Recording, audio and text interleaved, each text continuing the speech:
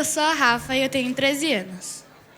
Eu sou o Yosef, eu tenho 11. Nós somos parte da turminha da comunidade. Se você quiser ajudar a comunidade, é só olhar o número do Pix que está aparecendo. E para saber mais sobre nossas programações, acompanhe as nossas redes sociais. Agora a gente vai declamar o poema Pai de Desconhecido a Eterno, de Braulio Bessa. Talvez no primeiro toque, talvez no primeiro olhar, talvez na primeira vez que eu ouvi você falar, que eu segurei sua mão, que recebi atenção. Pequeno recém-nascido, eu não tinha consciência, e essa minha inocência lhe fez um desconhecido. O tempo não muda os olhos, mas mudou o meu olhar. Passei a lhe conhecer, passei a lhe admirar. E muito observador, observei que amor é algo que se constrói. Ali tinha percebido que aquele desconhecido já era meu grande herói. Com o tempo acelerando, eu cresci mais um pouquinho. É quando a gente acredita que já conhece o caminho. E você, pai, insistia contra a minha rebeldia, me mostrando a direção, e o olhar do adolescente passa a lhe ver diferente, o herói vira vilão. Você tão paciente espera o tempo passar, com a virtude dos justos e o dom de perdoar. Me vê amadurecer e perceber que você é cuidado, é abrigo, é conselho, é proteção. E de repente o vilão vira meu melhor amigo. E o tempo ainda acelera, não volta, só vai pra frente. Resta guardar o passado e aproveitar o presente. Do seu lado o futuro nem parece inseguro, e o hoje é intensidade. O tempo não vai parar e um dia sem avisar, o amigo vira saudade. E aí que carne e osso se transformam em sentimento. Dessa vez o tempo para, e é justo nesse momento que aquele desconhecido jamais será esquecido. Um sentimento tão terno, um amor que é de verdade, faz o que era saudade se transformar em um eterno. Dedicamos esse poema para todos os pais, mesmo que sejam mães, mesmo que sejam avós, mesmo que sejam tios, enfim, aquele que nos amam. Vamos orar? Querido Deus, muito obrigado pelas nossas famílias, pelos nossos pais. Você é o nosso Pai e nosso Rei. Em nome de Jesus, amém.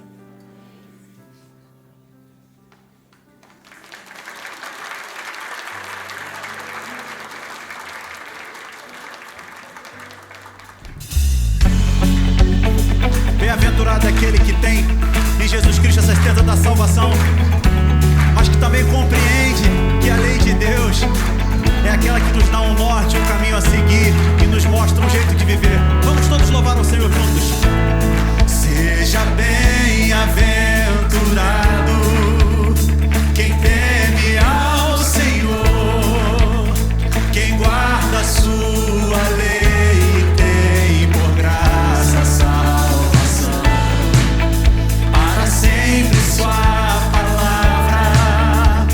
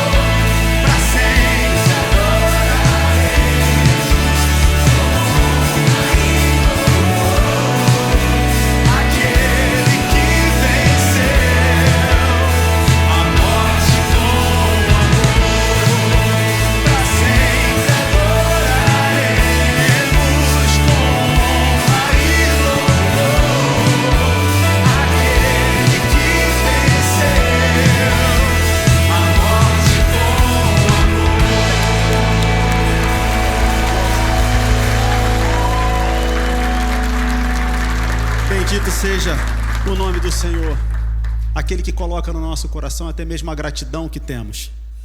A gente precisa aprender a agradecer mais, a ter um coração mais grato, mais contente, apesar das dificuldades e da vida do dia a dia. Porque, afinal de contas, as coisas que nós damos valor, que nós atribuímos valor e significado, muitas vezes são vaidades, são coisas que passam. Que Deus coloque no nosso coração a gratidão necessária para a gente viver em paz. Será que tudo é vaidade e o tempo é só ilusão? Será que a vida é virtude e palavras não são em vão?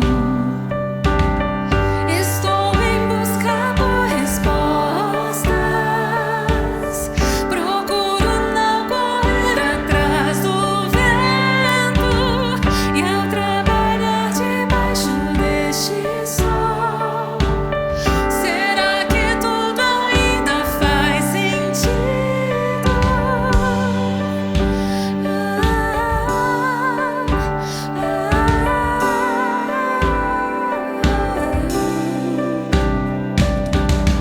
Eu não espero ter tudo,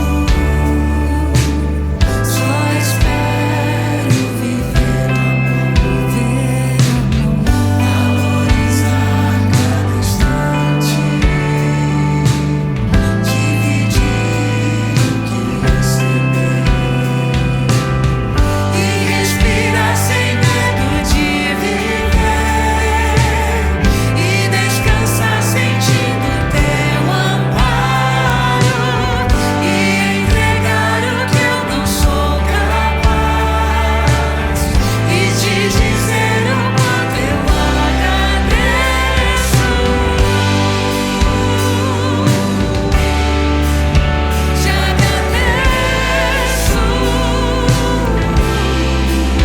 Te agradeço, te agradeço, te agradeço.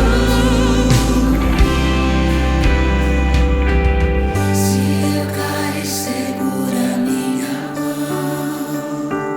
Se eu me cansar, segura minha mão. Se eu chorar, segura minha mão. Se eu desistir, segura minha mão.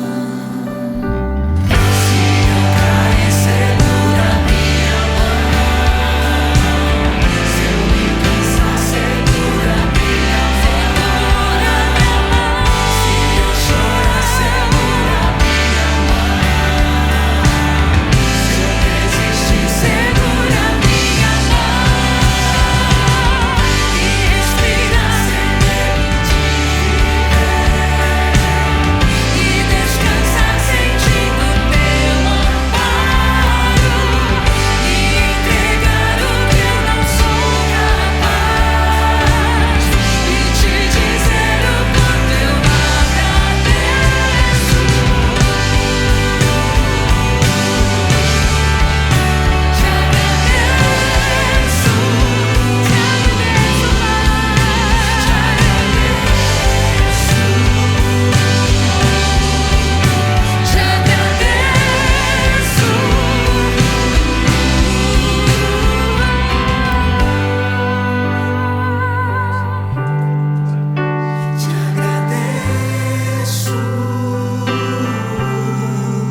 Te agradeço, te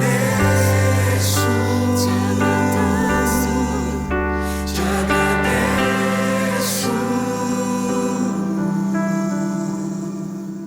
Nós te agradecemos, Senhor. Nós louvamos o teu nome e te agradecemos porque, Senhor, quando olha para cada um de nós, o Senhor não vê aquilo que nós vemos. Eu, com meu olhar viciado, Senhor, com meu olhar, às vezes perverso, distorcido, eu olho para mim e eu não vejo o que o Senhor vê. Mas o Senhor é o Deus que vê tudo, que conhece o nosso coração e que enxerga no fundo do nosso coração as verdades a nosso respeito e atribui a nós o valor que nós mesmos não somos capazes de atribuirmos a cada um de nós. O Senhor nos amou primeiro e viu coisas em nós que nós não somos capazes de ver. E nós louvamos o teu nome, porque o Senhor é o Deus das verdades sobre o homem. O Senhor me conhece, conhece a cada um aqui. E o Senhor viu muita coisa que eu não sou capaz de ver. Muito obrigado, Senhor.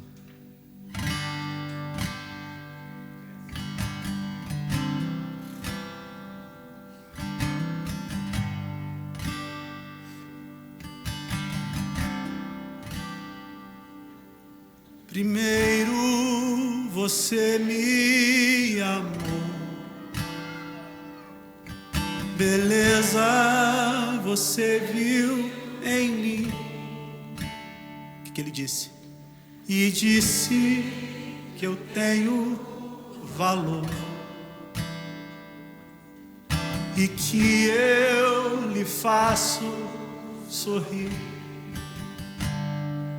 Você viu coragem quando tive medo, encontrou verdade em mim, negando que vivi, chamou de belo quem era fraco, achou sincero o amor que existe em mim.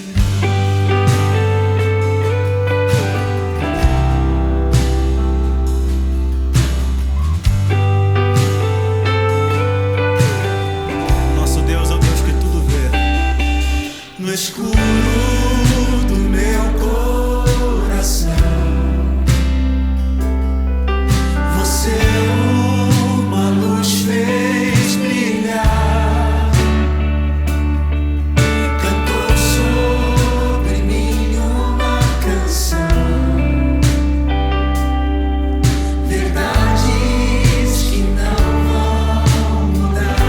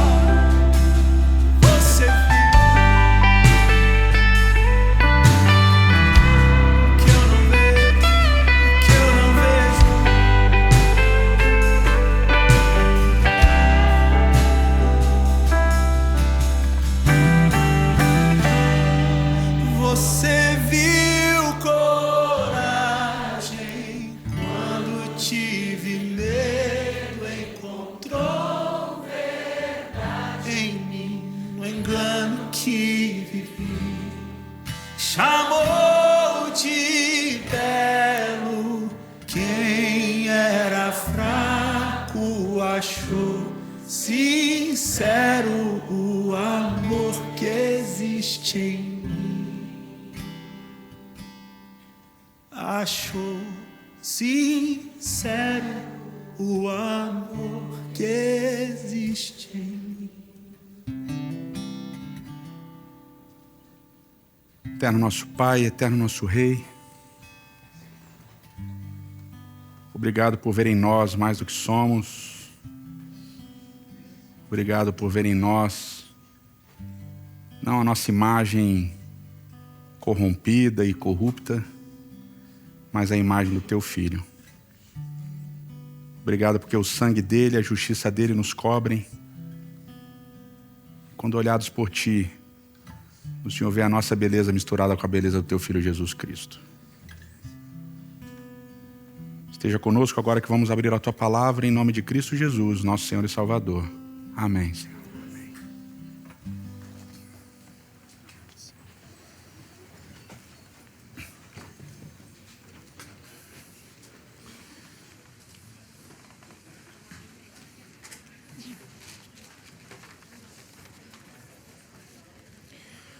Bom sábado para vocês. Muito bom recebê-los aqui. A gente está começando uma série nova, uma série interessante também, eu gosto muito, bastante. Mas é uma série diferente que ela vai ser dividida em várias partes.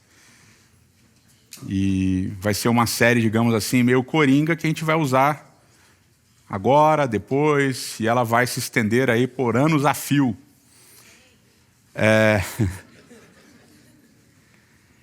Quando a gente fala sobre Deus, a gente se acostuma a falar certas coisas, a gente se acostuma a usar certos jargões, certas expressões, e a gente se acostuma a achar que isso é normal e que isso faz parte, né? E a gente usa essas expressões para descrever quem Deus é, para descrever aquilo que Ele faz, e a gente muitas vezes perde um pouco daquela noção de que essas descrições, essas palavras, elas são sempre limitadas, elas estarão sempre aquém daquilo que Deus é. E eu não estou nem falando de metáforas ou de palavras que a gente usa para falar, por exemplo, que Deus é criador, ou Deus é salvador, ou Deus é redentor, porque essas são todas palavras que se referem a descrições acerca de Deus a partir daquilo que Deus faz. Então Deus faz, Deus cria, portanto Ele é criador. Ele salva, portanto Ele é salvador. Ele redime, portanto Ele é redentor. Mas toda vez que a gente usa dessas falas, uma dessas expressões, a gente, obviamente, está definindo uma ação de Deus, mas, de uma certa maneira, a gente não está colocando todas elas no mesmo lugar. Ou seja, a gente está particularizando aquilo que Deus é, ou seja, dividindo, sendo parcial. Então, eu falo, Deus é o Criador, Deus é o Redentor, Deus é o Salvador, mas Ele é tudo isso ao mesmo tempo, né? Tudo isso ao mesmo tempo. E as coisas ficam mais complexas quando a gente fala das metáforas, quando a gente fala daquelas metáforas que a gente usa para descrever aquilo que Deus é, a partir de coisas que Deus mesmo fala, de metáforas que Deus mesmo usa, ou daquilo que os autores bíblicos colocam na palavra. Então é muito comum a gente falar que Deus é o nosso Pai, que Deus é o nosso Rei, que Deus é o Senhor dos Exércitos, né? Uma figura meio guerreira, né? Um guerreiro, que Deus é o Todo-Poderoso. E a gente vai usar essas metáforas para descrever a grandeza de Deus. E, obviamente, as palavras que a gente usa para se referir a Deus a partir desses contextos metafóricos, elas ficam maiores, né? Então, quando eu falo que Deus é nosso Pai, a palavra Pai ganha uma outra dimensão. Quando eu falo que Deus é o Senhor dos Exércitos, a ideia de um guerreiro ganha uma outra dimensão. Quando eu falo que Deus, então, é o nosso Rei, a ideia de Rei ganha uma outra dimensão. Mas, ao mesmo tempo, pelo uso da palavra, do contexto social, cultural, histórico, essas palavras também acabam, de uma certa maneira, diminuindo, né, aquilo que Deus é, porque as metáforas elas são limitadas a partir de contextos históricos, culturais e sociais. Então, quando Deus usa a ideia de que Ele é rei, Ele usa num momento em que a ideia de rei era uma ideia clara para as pessoas entendiam o que era um rei, né? Hoje, talvez no Brasil, a gente tem uma certa dificuldade de entender o que é rei, né? A gente vê rei na Inglaterra, lá, a Elizabeth quando morreu e tal, agora o príncipe Charles que virou rei Charles e tal, papapá. A gente entende a realeza a partir desses fenômenos, digamos, atuais, mas não de como era antigamente, né? E a mesma ideia de Senhor dos Exércitos, né? A gente entende hoje o Senhor dos Exércitos a partir de ideias de generais e tal que não condizem com aquela mesma ideia do general de antigamente, né? Do líder, do guerreiro de antigamente. Porque as metáforas elas são circunscritas ao seu momento histórico e à sua cultura. Por isso que elas, de uma certa maneira, elas são limitadas, porque elas são parciais, né? E isso sem levar em contexto, ou sem levar em consideração, os nossos contextos pessoais, né? Quando a gente fala que Deus é o Pai, mas a nossa experiência com o nosso Pai é uma experiência limitada, ou porque o Pai foi ausente, ou porque eu não conheço meu Pai, não sei quem é meu Pai, ou porque meu Pai era muito severo, muito austero, muito violento, um abusador e tal. Então, essa ideia metafórica também ela fica comprometida, né? Mas muitas vezes a gente esquece que essas são apenas descrições metafóricas, né? Elas são usadas para se referenciar ou para referenciar alguma coisa maior, mas que elas são limitadas, elas são circunscritas, elas têm o seu papel histórico, elas estão circunscritas a um papel, a um lugar histórico, social e cultural. E é por isso que quando Deus se apresenta, ele se apresenta com um título, com um nome que alguns teólogos têm dificuldade de traduzir, que é a ideia justamente do tetragrama sagrado, né? Que a gente pronunciaria alguma coisa como Yahweh. Então, quando Deus ele se apresenta, ele diz, eu sou. E alguns teólogos vão dizer que Yahweh significa eu sou o que sou, ou eu sou o que eu serei, o que eu vou me tornar. Então, a ideia de Deus, esse ser que está para além de todas as metáforas, para além de todos os títulos, para além de tudo aquilo que ele faz. Ele é maior do que aquilo que ele faz. Ele está para além de todas essas coisas, por isso ele é o que é, né? E justamente o título dessa série é Eu Sou. E ela vai ser dividida em várias partes, porque a gente vai trabalhar várias metáforas acerca de Deus. E para trabalhar a primeira metáfora acerca de Deus, eu pensei numa metáfora não tão óbvia, né? Não uma metáfora em que ele é rei, que ele é pai, né? Que, o sacerdote, que aí seria uma metáfora muito objetiva, vocês já estariam ligados, né? Então tem que ter o ingrediente da surpresa, né? Ser uma metáfora que você não está esperando. Só que é uma metáfora pesada. E essa metáfora está no livro de Jeremias, no livro do profeta Jeremias, né? Jeremias ele vive num contexto conturbado da história de Israel. Vocês lembram que Deus faz uma aliança com o povo, ali a partir do Sinai, e essa aliança vai se desdobrando, e aí em Êxodo capítulo 20, Levítico capítulo 26, depois Deuteronômio capítulo 28, Deus faz uma série de tratos com o povo. Ele diz, olha, se vocês seguirem as minhas leis, os meus mandamentos, se vocês viverem isso daqui, então eu vou abençoar vocês, eu vou cuidar de vocês, eu vou continuar sendo Deus de vocês e assim por diante. Mas se vocês não cumprirem, vão vir essas e essas maldições, e as maldições vêm em blocos no livro de Deuteronômio, numa espécie de blocos para trazer arrependimento para o povo. E a última das maldições era justamente o exílio. O povo seria espalhado, perderia a sua terra, a terra prometida, e seria espalhado por todas as nações da terra. E aí, quando vem o processo de conquista da terra, o povo é fiel, é infiel, depois vem os reis, o povo é infiel, é fiel, e esses reis eles vão descumprindo a vontade de Deus de uma tal maneira que Deus acaba dividindo o povo de Israel. Lembrando que isso acontece só no terceiro rei, né? Saul, Davi, Salomão. Já no terceiro rei, Deus divide o povo. Salomão cometeu inúmeros pecados. Ele se afastou de Deus fortemente. E a gente sempre lembra das esposas de Salomão. Mas teve outros detalhes importantes ali no afastamento de Salomão. Como, por exemplo, Salomão ignorou a divisão da terra entre as tribos. E ele simplesmente redividiu do jeito que ele queria, para poder cobrar mais impostos e enfraquecer as lideranças locais do povo.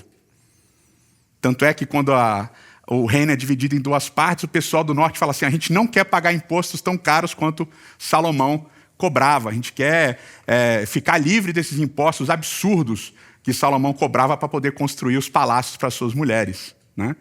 Então o reino é dividido, 10 tribos para o norte, 2 tribos para o sul, as 10 tribos do norte, Israel. Todos os reis foram ruins, todos os reis foram péssimos, todos os reis fizeram o que era mal aos olhos de Deus. 722 a.C., ou antes da Era Comum, são destruídos pelos assírios, aqueles do Jonas, do profeta Jonas. O reino do sul passa a ser chamado Judá e ele tem altos e baixos. Tem um rei bom, tem um rei ruim, 2 reis ruins, 3 reis ruins, aí volta um rei bom e tal. Tem uma mistura.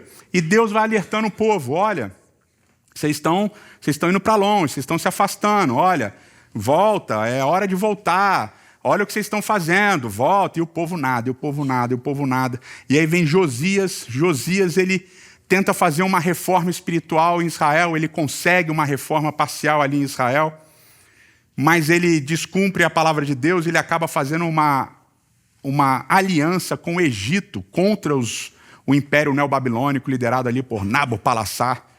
E aí, então, o rei morre, Josias morre, começa a reinar Joaquim, ele fortalece a aliança com os egípcios, e aí Nabopolassar, com seu filho Nabucodonosor, eles vêm, e eles, então, levam cativos um número dos habitantes de Judá, fazem uma espécie, se impõem como suzeranos sobre Judá, e aí cobram impostos e falam assim, agora vocês são nossos, vocês fazem o que a gente quiser. Deixam ali um rei, Joaquim, então, ele briga ali, ele se revolta, os neobabilônicos voltam em 597, levam mais uma galera cativa, refazem a aliança, dizendo assim, vocês não entenderam, aqui vocês têm que obedecer a gente, não é o Egito e tal, vão embora de novo. Zedequias assume, e Zedequias passa 10 anos, Zedequias é um rei novo, Zedequias é um rei que ele ouve Jeremias, mas que ele ouve os outros profetas e acaba seguindo as ideias dos outros profetas, que profetizavam que o povo não seria destruído, que não tinha nenhum problema, pode fazer aliança com o Egito, não tem nada a ver e tal.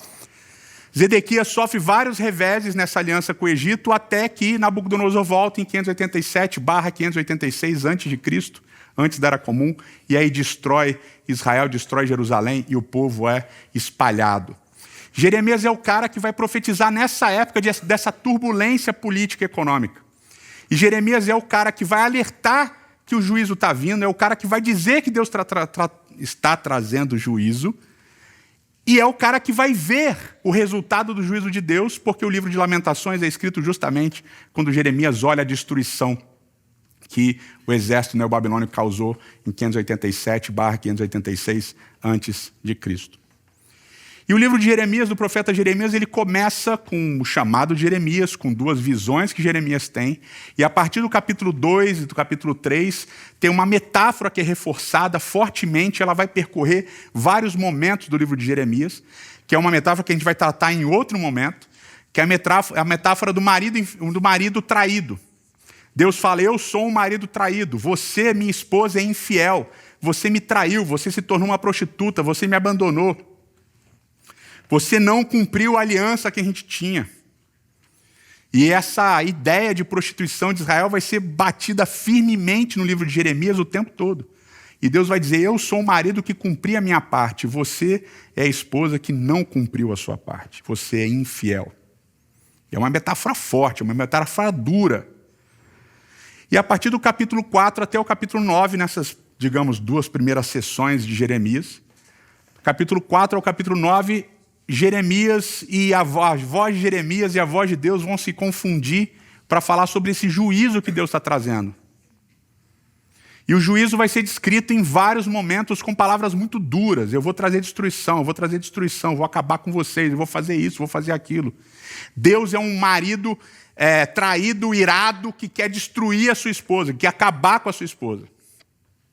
E as palavras são duríssimas nesse contexto. São tão duras ao ponto de, no capítulo 4, do verso 20 e poucos em diante, verso 23 em diante, se você está com a sua Bíblia, pode abrir em Jeremias 4, a partir do verso 23. Diz assim, Deus falando. Olhei para a terra e ela era sem forma e vazia. Para os céus e a sua luz tinha desaparecido. Olhei para os montes e eles tremiam, todas as colinas oscilavam. Olhei e não havia mais gente, todas as aves do céu tinham fugido em revoada. Olhei e a terra era fértil, a terra fértil tinha se tornado um deserto. Todas as suas cidades estavam em ruínas por causa do Senhor, por causa do fogo da minha ira. Assim diz o Senhor, toda a terra ficará devastada, embora eu não vá destruí-la completamente. E por causa disso a terra ficará de luto e o céu em cima se escurecerá, porque eu falei e não me arrependi, decidi e não voltarei atrás. Então eu vou trazer destruição, mas a destruição que eu vou trazer é tão forte que a terra vai voltar a ser torro-vavorro. Ela vai voltar a ser sem forma e vazia. E ele usa o mesmo par de palavras, torro-vavorro, sem forma e vazia, que ele usa lá em Gênesis capítulo 1, verso 2, antes de fazer toda a criação. Então ele vai desfazer tudo aquilo que ele tinha feito. Esse é o nível da destruição que Deus diz que vai trazer sobre Judá, que vai trazer sobre o seu povo. Eu vou desfazer todas as coisas. E tudo vai ser como era no início. Infertilidade, sem forma, sem vazio, não vai ter vida, não vai ter cidade, não vai ter nada. Eu vou acabar com tudo. E essas palavras, obviamente, são palavras muito fortes. E a pergunta que a gente faz é, por que Deus vai fazer isso? Qual é o motivo dessa ira de Deus? Qual é o motivo dessa raiva de Deus, dessa vontade de Deus de punir, de destruir? E o motivo a gente encontra em vários momentos, obviamente, falando da idolatria do povo, mas a gente também encontra a seguinte descrição. Jeremias capítulo 5, a partir do verso 26, diz assim, Há ímpios no meio do meu povo, homens que ficam à espreita como num esconderijo de caçadores de pássaros, preparam armadilhas para capturar gente. Suas casas estão cheias de engano, como gaiolas cheias de pássaros. E assim eles se tornaram poderosos e ricos. Estão gordos e bem alimentados. Não há limites para suas obras más. Não se empenham pela causa do órfão, nem defendem os direitos do pobre. Não devo eu castigá-los? Pergunta o Senhor. Não devo eu vingar-me de uma nação como essa? Uma coisa espantosa e horrível acontece nessa terra. Os profetas profetizam mentiras. Os sacerdotes governam para a sua própria autoridade. E o meu povo gosta dessas coisas e aplaude. Mas o que vocês farão quando tudo isso chegar ao fim? Deus fala, eu vou trazer juízo, porque uma coisa séria está acontecendo aqui. Vocês se enganam. Existe um grupo que engana as outras pessoas. Que eles fingem uma coisa para capturar pássaros e colocá-los dentro das gaiolas. O que está acontecendo é que tem gente que está engaiolando uns aos outros.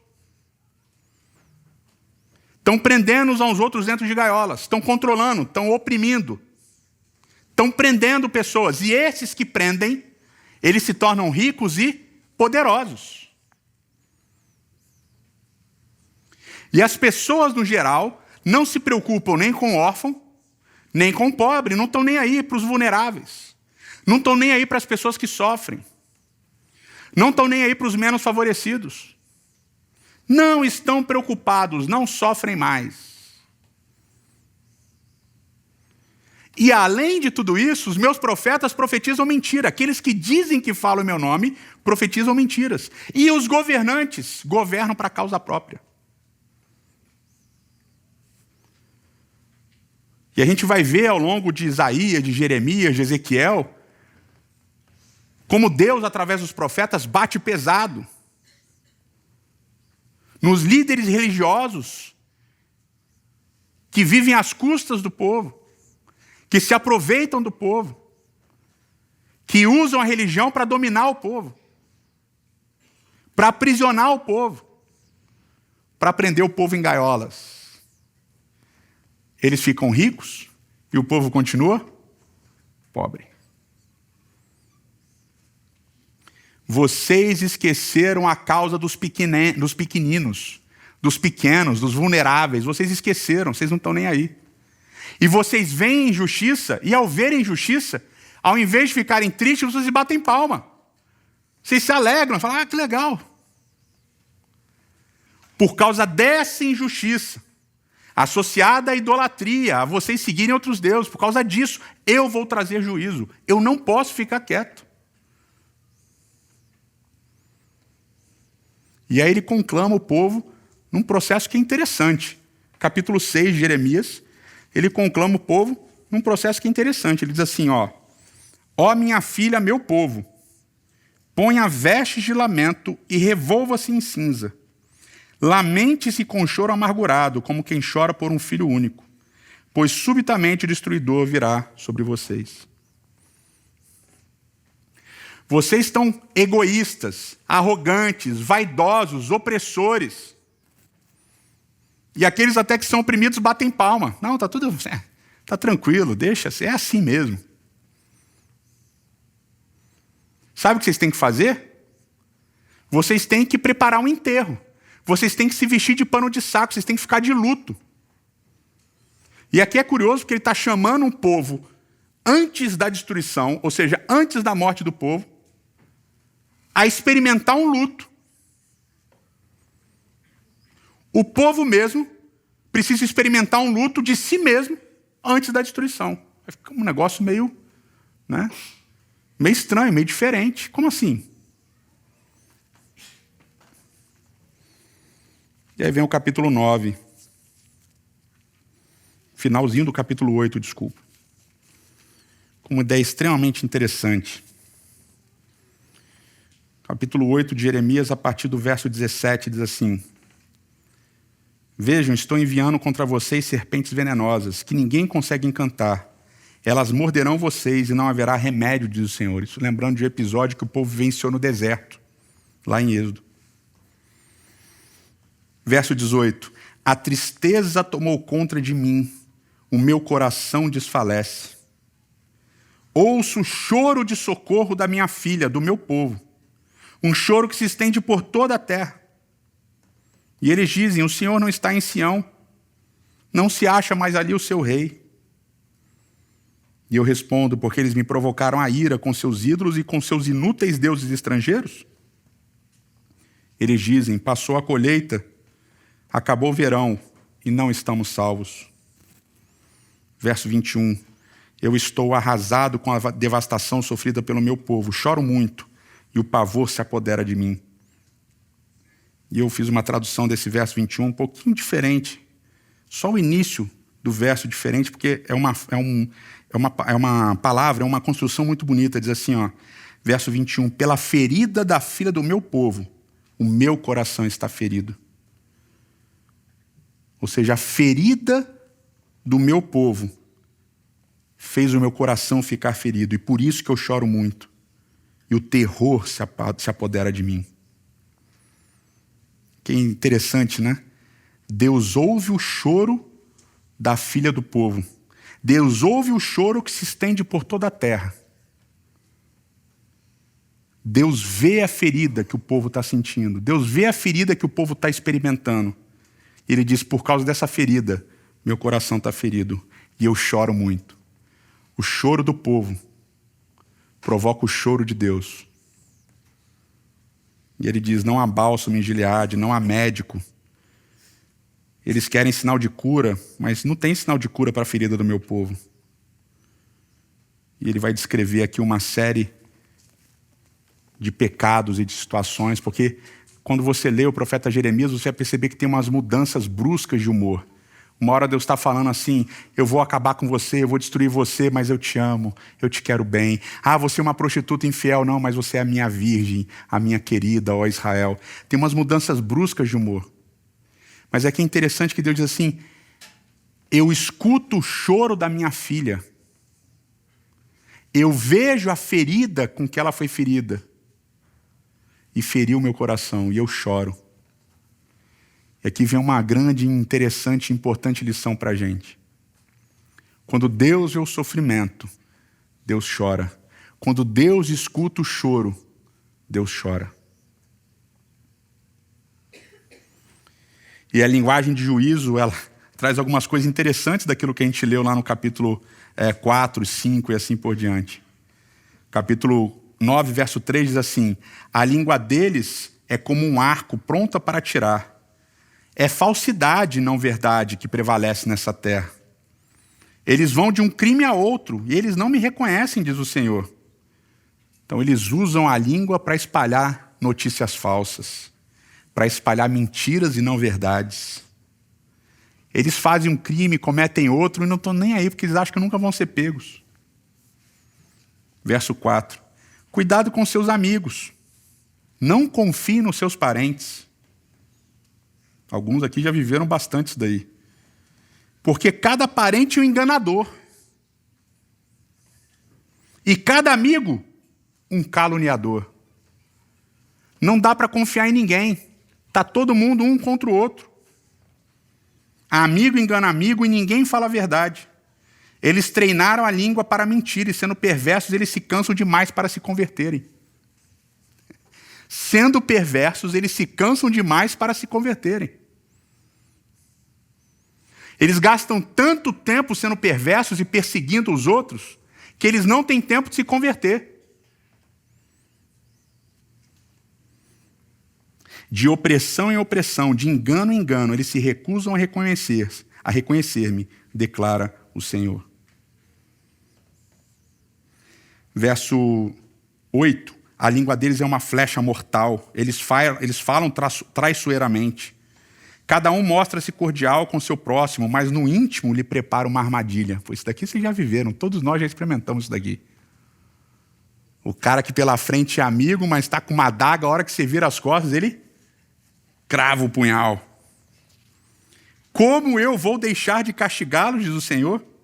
Como é que eu não vou me vingar de uma nação como essa? Que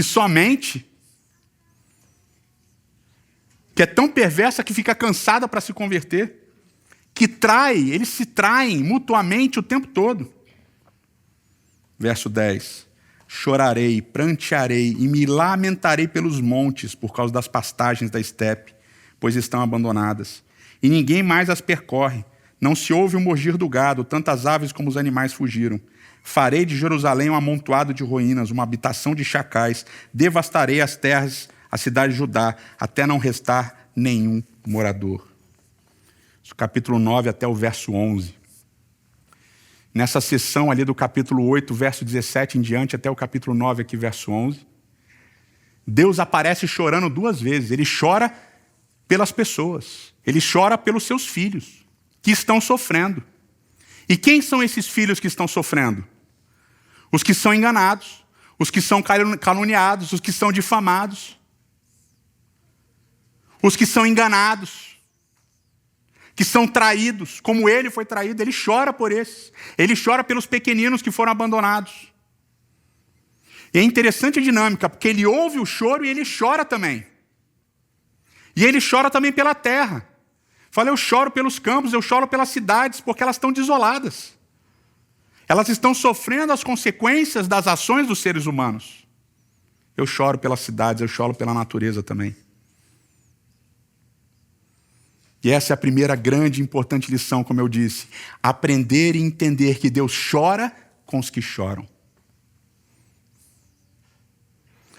Todo o seu choro, todas as lágrimas que você derramou, que você derrama,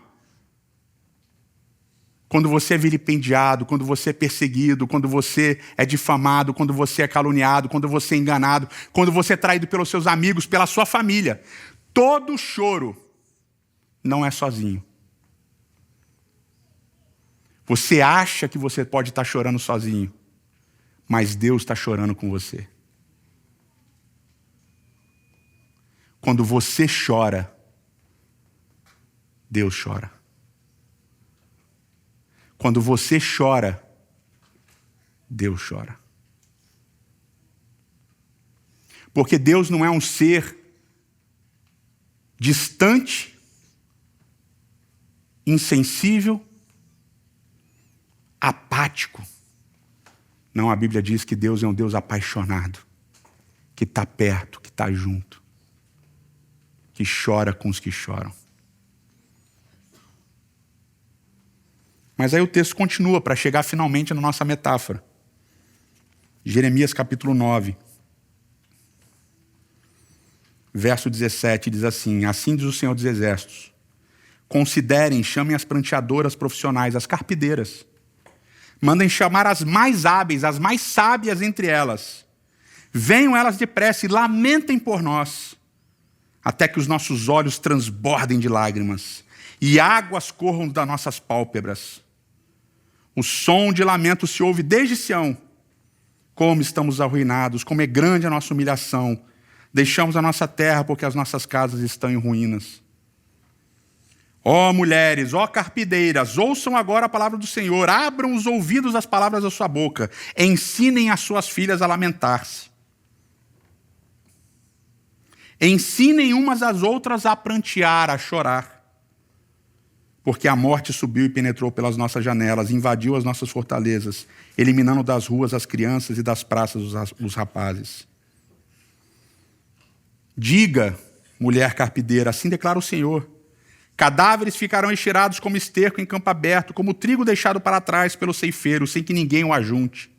Mas assim diz o Senhor também: não se glorie o sábio em sua sabedoria, nem o forte em sua força, nem o rico em sua riqueza. Mas quem se gloriar, glorie-se nisto, em compreender-me e conhecer-me, pois eu sou o Senhor. E ajo com lealdade. E aqui ele usa o tetragrama sagrado, né? Eu sou o Senhor, eu sou o Yahweh. E ajo com lealdade, com justiça e com retidão sobre a terra, pois é dessas coisas que me agrado. É dessas coisas que me agradam. Olha que dinâmica interessante. Aquele que sofre, o pequenino abandonado, a vítima da calúnia, da difamação, da opressão chora. Deus chora junto. Mas ele não apenas chora junto, ele chama o povo a chorar também. E ele chama o povo através das mulheres carpideiras, das mulheres que choram, das mulheres que pranteavam. E a gente imagina que essas carpideiras eram aquelas mulheres que eram pagas para chorar, para fazer volume. Mas não. As mulheres carpideiras, elas eram chamadas para dirigir os serviços, para orientar os serviços, para fazer com que as pessoas entrassem no clima fúnebre, no clima da morte. Que parada estranha, né?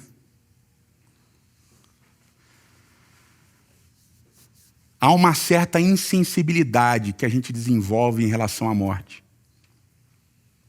E qualquer um de vocês que atendeu qualquer enterro, em que você não fosse parte da família que está sofrendo, você já percebeu isso daí. E é uma situação até constrangedora. Está rolando aquele velório, o caixão está ali, as pessoas perto do caixão estão tristes, estão sentindo aquele momento, mas conforme você vai se afastando do caixão, as pessoas estão falando do trânsito, do jogo de futebol, contando até piada, rindo. Já experimentaram isso em enterro? No velório é assim. Quanto mais longe do caixão, mais trivialidades estão acontecendo no mesmo ambiente. E aí a gente está até, né, aqueles que estão ali afastados, estão até comentando da família, né? Você viu? Está chorando muito, né? Mas, poxa, não é cristão, não acredita na volta de Jesus, não devia estar sofrendo tanto. Ou, você viu, não está nem chorando. Deve ter tomado remédio, isso daí é remédio, isso daí é remédio. A gente passa a regular o choro do outro e o sofrimento do outro. Como é que o outro tem que sofrer? Negócio bizarro. Por isso que eu já falei, quando eu não quero velório, porque velório é horrível.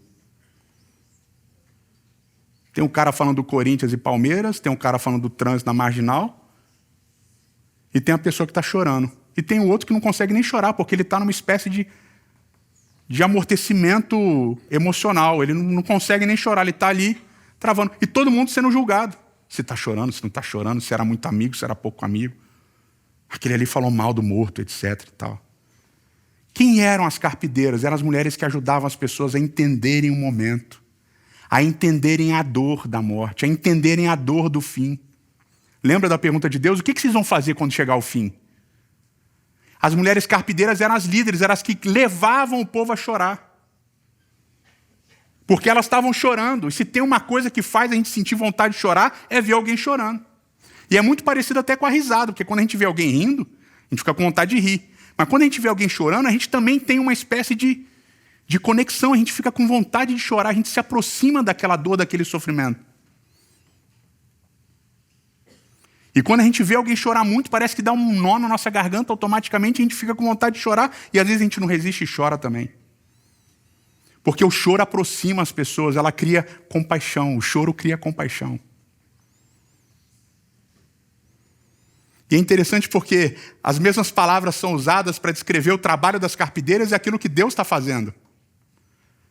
Deus chora torrencialmente como as carpideiras choram torrencialmente.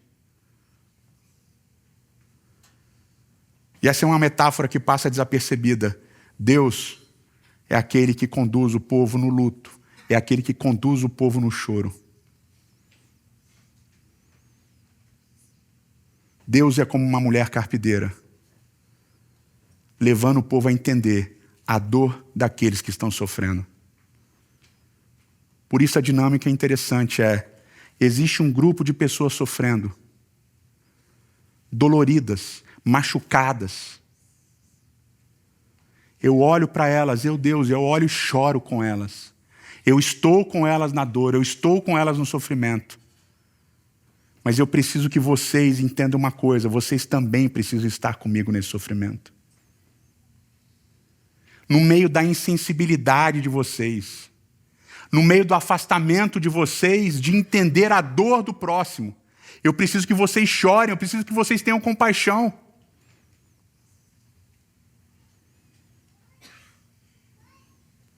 O choro leva Deus a chorar. E esse Deus que chora convida a comunidade a chorar junto, a sentir junto, a ter compaixão junto. Porque o Deus que chora é um convite não só a gente chorar junto, mas a gente crescer como uma comunidade que sente amor uns pelos outros. E essa é a metáfora da mulher carpideira. O Deus que chora nos convida a chorarmos juntos com aqueles que sofrem. E um filósofo americano, eu anotei o nome dele porque é um nome difícil, Nicholas Wolterstorff. Esse filósofo americano perdeu o filho num acidente de montanhismo. E ele escreveu uma frase fenomenal. A frase é o seguinte: vou olhar para o mundo através das lágrimas. Talvez eu veja coisas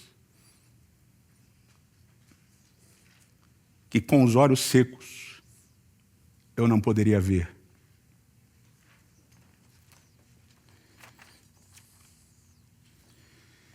O Deus que chora desconstrói uma série de outras imagens que a gente criou de Deus. Porque parece que na nossa cultura e no nosso momento histórico chorar é ruim. Demonstrar fraqueza é ruim. Nós somos uma geração que precisa sempre vencer, vencer, vencer. Superar, superar, superar. Fazer, fazer, fazer. E as pessoas que muito sentem são emotivas demais. Choronas demais. Mimizentas demais. O Deus que chora nos convida a olharmos de novo para a nossa realidade. O Deus que é uma mulher carpideira nos ensina a olhar de novo para a nossa realidade. E ajudar a gente a se questionar, será que os nossos olhos não estão secos demais?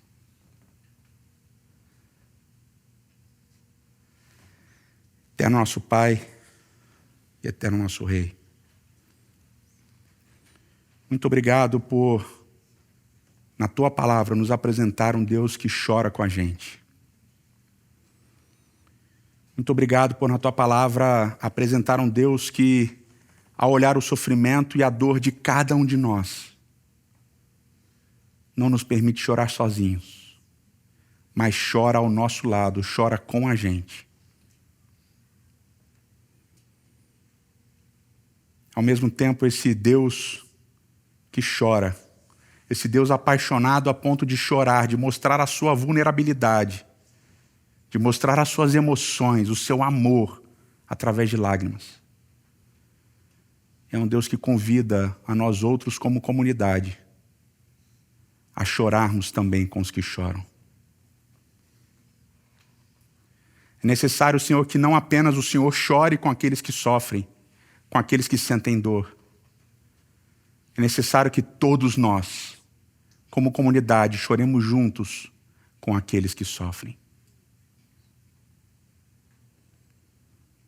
Essa metáfora linda de Deus como uma mulher carpideira nos ajuda a entendermos que talvez nossos olhos estejam secos demais com as duras realidades que a gente vive, com os duros juízos que a gente emite. Talvez seja a hora, Senhor, de permitirmos que os nossos olhos fiquem marejados. Porque diz um ditado rabínico, que quando 2 gotas das tuas lágrimas caem na terra, provocam abalos sísmicos. Que essas gotas caiam sobre nós, para que a nossa compaixão provoque abalos sísmicos. É o que nós pedimos em nome de Cristo. Amém.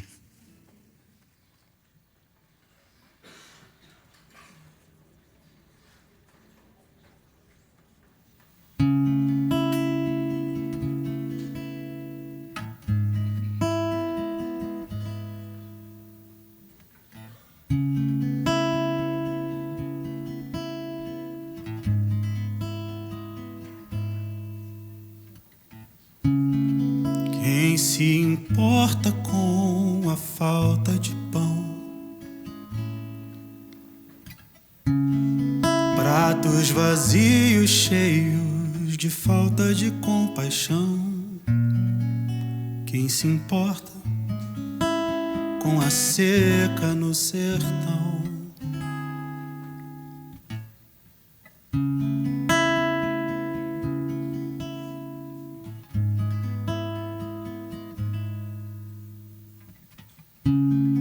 Quem se importa com crianças no chão?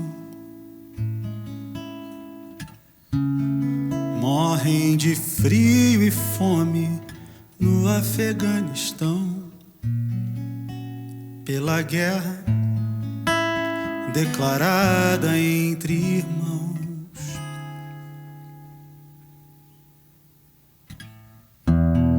Corre uma lágrima do rosto de Deus, corre uma dor aguda no coração de Deus. Se dói em você, dói nele também.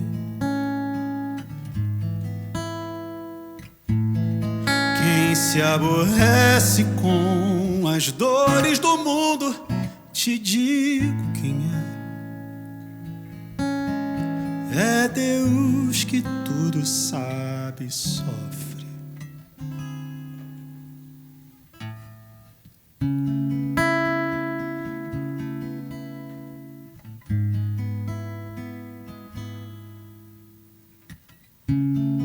Quem se importa com a solidão? Quem se importa com as dores de um coração e as palavras que eu canto em canção?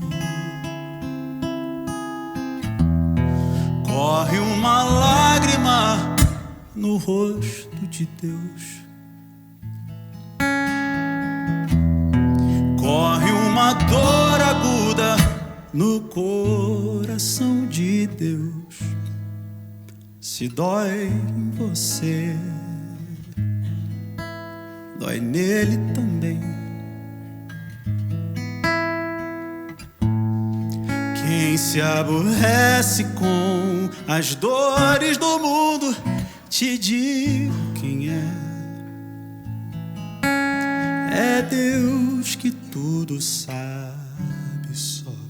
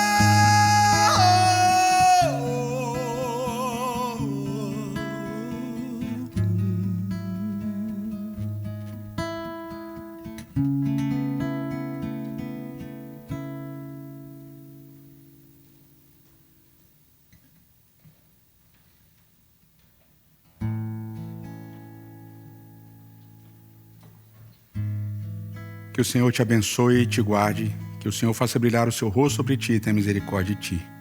Que o Senhor sobre ti levante o seu rosto e te dê a paz.